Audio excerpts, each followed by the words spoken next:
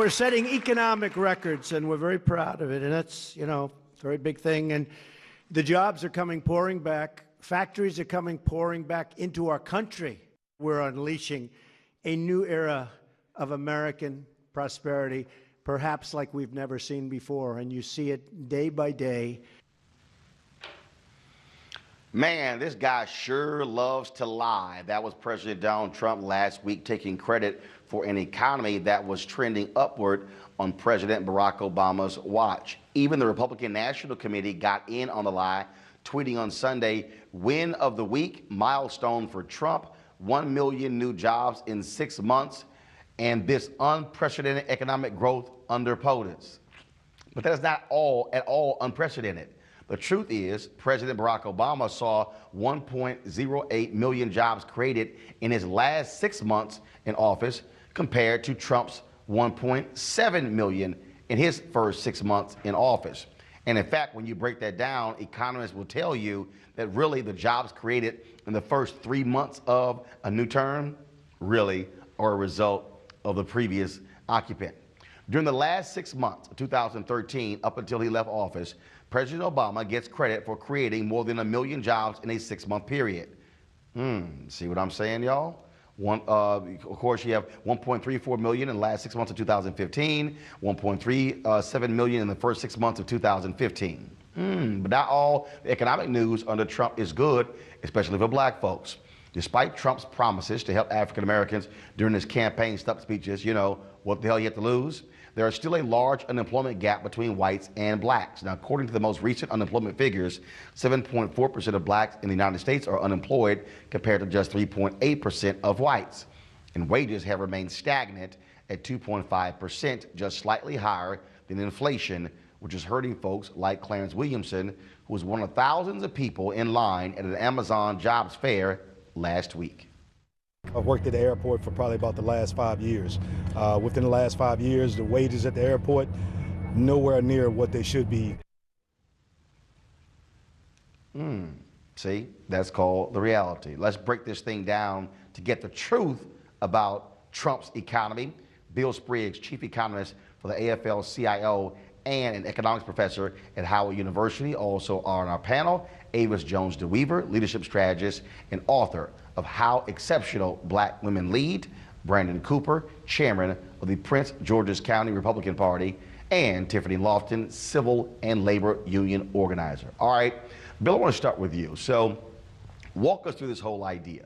Trump is claiming, oh, my goodness, a stock market. I get credit for that. He's taking credit for jobs. Of course, he's saying that they've created unprecedented job growth. But last I recall, didn't he promise 3 to 4% GDP in terms of growth of our economy? And have we even gotten close to that? Well, we haven't gotten close to 3% growth yet. Last quarter we grew at like 2.6, but you got to remember that in previous quarters under President Obama we hit 4% and higher. In terms of job growth, this is a trend that started in 2011 under President Obama. We have been on this same trend since 2011. So Bill, I gotta stop you right there. Hold on. So what you're saying is, when Republicans were trashing President Barack Obama, saying, oh, these jobs are not real jobs, oh, these jobs really don't matter, going back to 2011, 6 years, after we had those tough 2 years, 2009, 2010, we began to see the trend upward where we were adding jobs in the economy, correct? That's correct, and we are on that exact same trend, except in the last quarter, we are a little below trend. So, I mean, you're going to have deviations about the trend. I'm not going to say he's destroyed jobs. We're on trend. So this is not his work. This is where the economy was headed. Anyway, what he can say is, I didn't mess it up. Right, and the reason this distinction is important is because again, it's always a joke to credit a president or discredit a president when it comes to jobs, because let's just be honest, they don't have anything to do with that unless you're talking about cutting federal jobs from the workforce, things along those lines. But we know how the game is. When things go good, you get credit. When things go bad, you get the blame. Well, I don't know. I mean, I'm not one of those who believes that policies don't matter. I do believe that policies matter. And I do believe that when you look at the record of President Obama, he took office, the GDP was going down. So third quarter before he took office was going down 4%. Fourth quarter before he took office, it went down 8%. Within the first 2 quarters of his taking office, we went from minus 8% to essentially zero, and by the end of the year, the economy was growing at 4%. I don't think that was just chance or luck, or he just happened to be president at the right time. And there is an element of the fighting inequality helps growth. And so I think there is a reason why when Democrats are president, you see more job growth and you see the economy perform better, because there is a truth to equality helps growth. Brandon, I want to go to you because this is an example of how the Trump folks will lie quickly. Of course, during the campaign, he kept calling job growth fake numbers. Oh, these aren't real. And then, of course, when he becomes president, I remember Sean Spicer standing at the podium saying, oh, no, those numbers were fake then, but these numbers now are real. I mean, again, you have someone who is trying to take credit for doing nothing. He should be thinking a black guy came before him. And you're right. You said earlier that we put too much, I think, responsibility on the president to be the single person who drives the economy. As Dr. Spriggs and others will probably agree, the American economy is very complex. It's not just one person at the helm of it. You can set the atmosphere for it, but I agree 100%. For Trump to come around saying that, 3 months in office or 6 months in office, he's responsible for the gains is ludicrous, particularly when you look at Congress and the standstill that's been there. A lot of his policies that, in my opinion, would actually have a good impact on the economy, he hasn't been able to get through, whether it's with tax reform or with businesses or education reform, things like that, he has not been able to get through. So I definitely think it's a far stretch to try to put responsibility on any economy at the president's feet, particularly in the last 6 months. Avis, we saw, of course, before Trump came in, how he was touting saving these carrier jobs in Indianapolis. Well, guess what? 6 months later, carrier has been laying those folks off. And so all we got was a photo op. Those workers got screwed. Absolutely. He's a master of illusion. He understands marketing. He understands how to drive a message, and he understands that it doesn't need to be based in truth.